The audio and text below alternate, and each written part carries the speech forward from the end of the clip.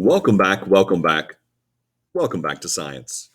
All right, we're going to talk about the arterial system. So, we're going to hammer out a lot of blood vessels. The largest blood vessel in the body is the aorta. The aorta is going to be arterial nature. It comes off of the heart. We know that blood flow is leaving from the um, left ventricle and it's going to be pumped into the aorta.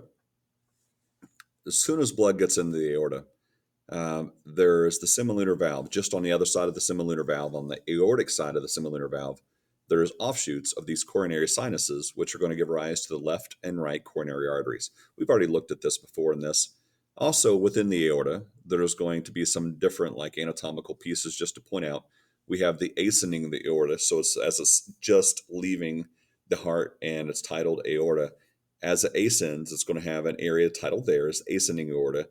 As it kind of goes towards the top of that arch is the arch of the aorta. And then as it turns downward and goes behind the heart, that is going to be the descending aorta.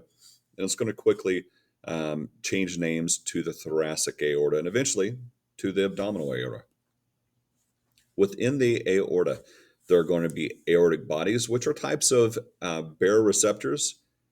These are used to monitor blood pressure. And if your blood pressure is not quite right, we're going to have neurological changes as a result. All right, major branches of uh, our aorta. We have the brachiocephalic trunk, which is going to give rise to our right common carotid and our right subclavian. Then if we go to a little bit further down, we have the left common carotid, and then we're going to have the left subclavian. So these are the major branches of the aorta. Let's continue going as we move down the aorta. All right, we're eventually going to have branches at the iliac arteries when it's going to be when it's going to stop being called the aorta as it's moving down, and eventually as it's going upward, we're going to have branches that are going to lead to an area of the brain called the circle of Willis that we'll go to in just a moment. So let's identify the structures. As I do want you to know these, I think they're pretty important. All right, we've identified the right common carotid, the left common the right coronary artery, common carotid is going to be up here. Our left coronary artery, as we're giving rise to these are off of the sinus where we have the semilunar valves of the aorta, how we have those right and left coronary arteries that are going to be branching off there. Now let's start moving down. So this is ascending aorta, arch aorta, descending aorta, and now we're moving thoracic aorta, and now we're going to be calling this abdominal aorta. So off our abdominal aorta, the first branches we can see the celiac trunk. At the base of the celiac trunk, we have a left and right phrenic arteries that are going to be coming off. The word phrenic you should pair with the diaphragm. I don't know how else to remember that they go together. I would just learn it. Diaphragm is an often misspelled word because diaphragm. It's one of the more misspelled English words in medicine. And phrenic is not so easy either, phrenic. So phrenic arteries are supplying the diaphragm. Now, if you go a little bit further down on the celiac trunk, you're going to have other branches that are coming off this. So we have our left gastric's referring to our stomach, and we're also going to have our right gastric, as we can see its branch there, dealing with both sides of the vascularization of our stomach. If we look at our spleen, there's a blood vessel servicing this, and that is the splenic artery. All right, another artery that's branching off of the celiac trunk is going to be a major supplier of our liver. And so this is the hepatic artery. And so you can see major branch that's going there. All right, let's continue down a little bit further. Off of this, we have the suprarenal artery, the right suprarenal adrenal gland that is dealt with here. All right, let me regroup. Right, a suprarenal that's going to deal with this, and then we have the right renal. Renal is referring to kidney, and we can see left renal that's also serviced but not marked. Every one of these vessels has a name, in case you're wondering. So as you look, there's a cut and a lumen there. This is cutting away the small intestine and the large intestine, so we can see the abdominal aorta and the branches coming off of it. Off the side here, we have the lumbar arteries, and right here is the superior mesenteric artery. Superior mesenteric is going to give rise to the blood flow that's going to your large intestine, as well as many of the cutaways that go to our small intestine. And lower down, you can see our inferior mesenteric artery, also supplying our large intestine, including small intestines. There is a branch coming off here, which is the gonadal artery, as you would guess. So it's going to go down to the gonads. All right. As we go to the different structures, um, let's make sure that we've covered everything. We have the right common carotid. We have our left common carotid. This is the brachiocephalic trunk. This is the right subclavian, left subclavian. Here is our arch of the aorta, ascending aorta, descending aorta. And as we move down, we have our left coronary artery, right coronary artery. And we have our phrenic arteries. Abdominal aorta is just this region here. We have our left gastric. We have our right gastric. We have our hepatic artery. We have our renal artery, right renal. Our left renal is shown but not labeled. Superior mesenteric, inferior mesenteric. And then once we get down here, we have sacral. Then we have a fork. Remember, in this slide, we identified that the two common iliacs are going to give rise from here. So here is our right common iliac, our left common iliac, as we're now going to go into the pelvis in a minute. See, I told you we're getting there. Let's now go to up as we deal with areas that are going up. So here is our brachiocephalic trunk, subclavian, our right subclavian specifically. Here's our common carotid. Here's the carotid sinus.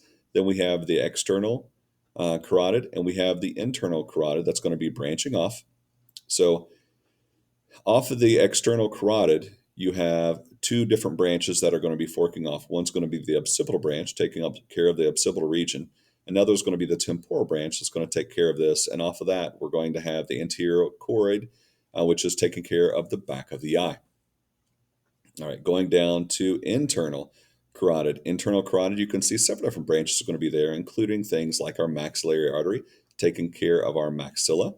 And you can see off of this common sinus, you have the facial artery that's going to be branching up, going along with our lingual, which is referring to our tongue.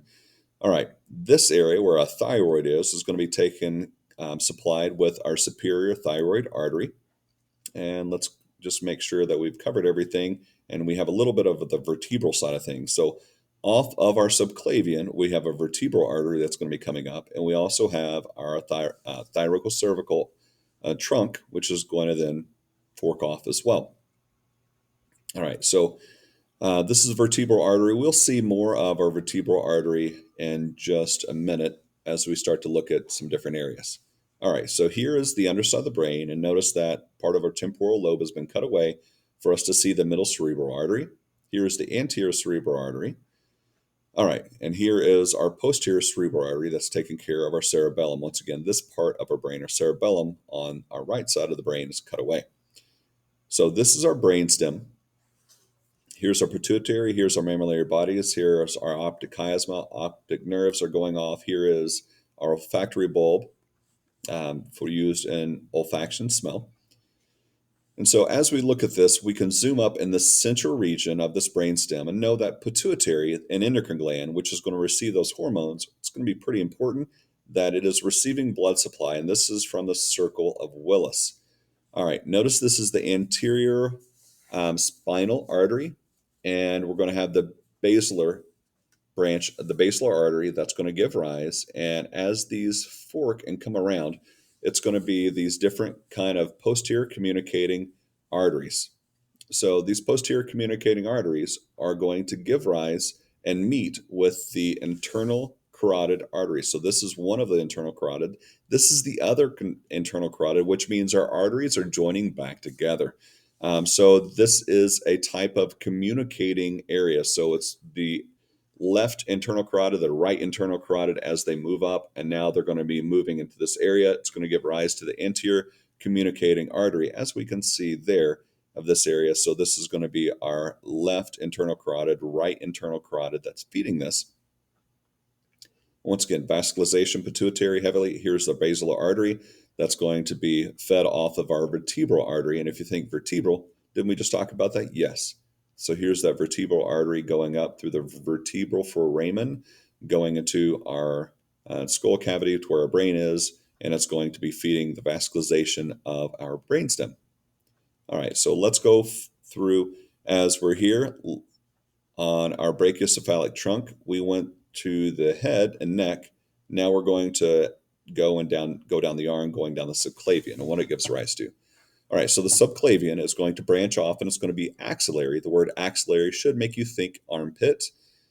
Anything that is a circumflex is going to be circling around, kind of like my fingers around whatever it is, pinching towards.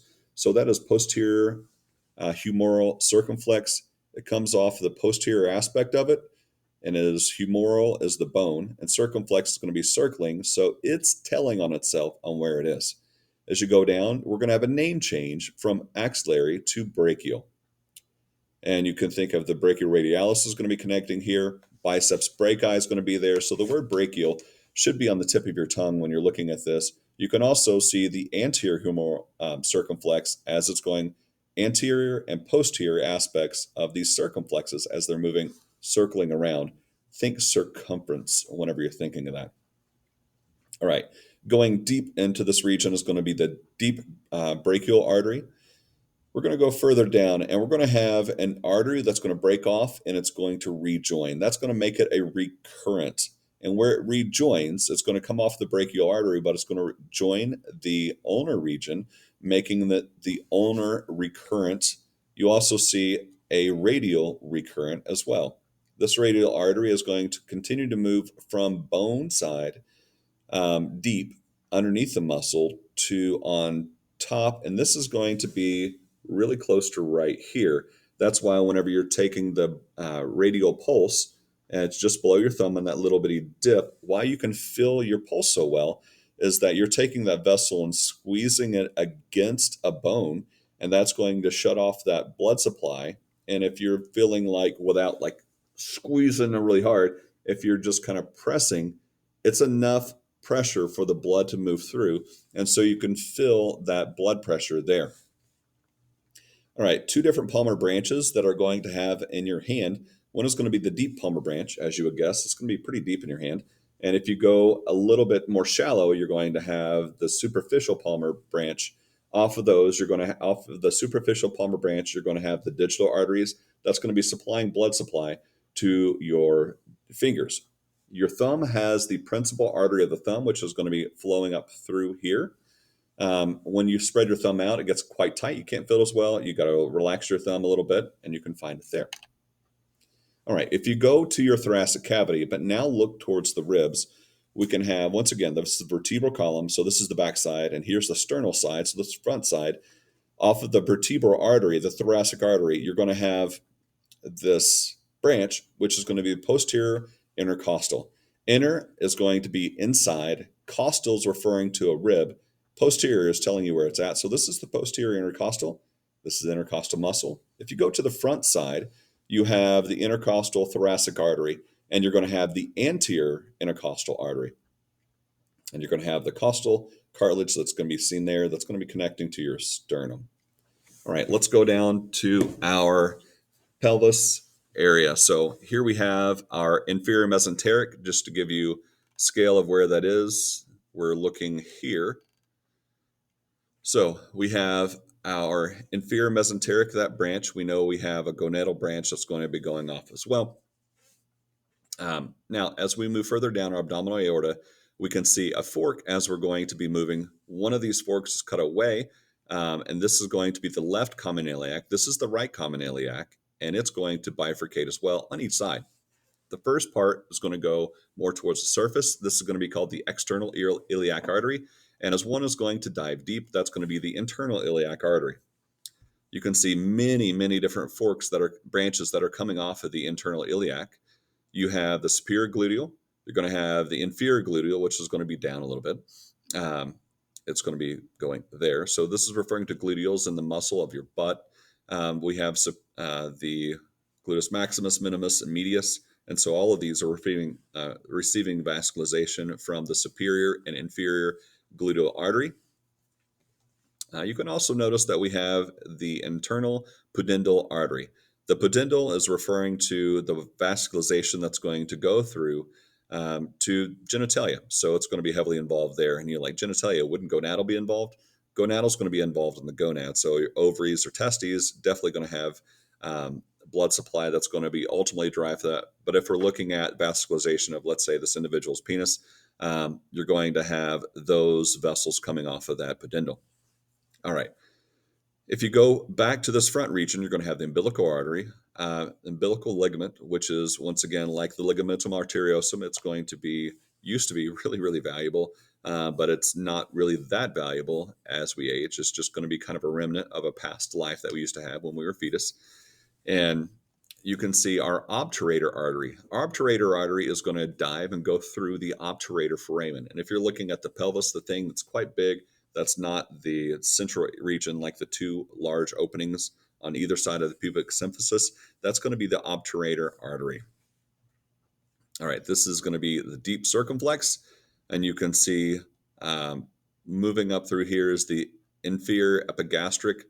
And this is our rectus abdominis that's here, just to kind of give you a bearing for where we are.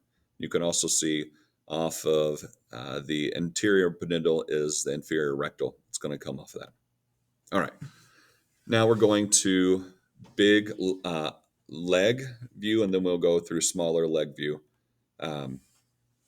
So we have the abdominal aorta. We have that fork. This is the left common iliac. This is the right common iliac. Then we have external, internal branches. We have the deep circumflex artery that's going to be coming off. All right, so the internal iliac branching, we just focused on internal. So we're going to look at the things that are coming off the external iliac. So as we move down, we're going to have the femoral artery. So the femoral artery is going to have a deep femoral artery that you see that's going to be near the bone. And you're going to have a lateral femoral circumflex artery. And you can see as those vessels are going to be connected to the other side of the deep femoral artery. And you have the femoral artery, which is going to be with the rectus femoris, it's going to be more in line with that muscle that's there. So this is the descending genicular, and this is going to give rise to the popliteal.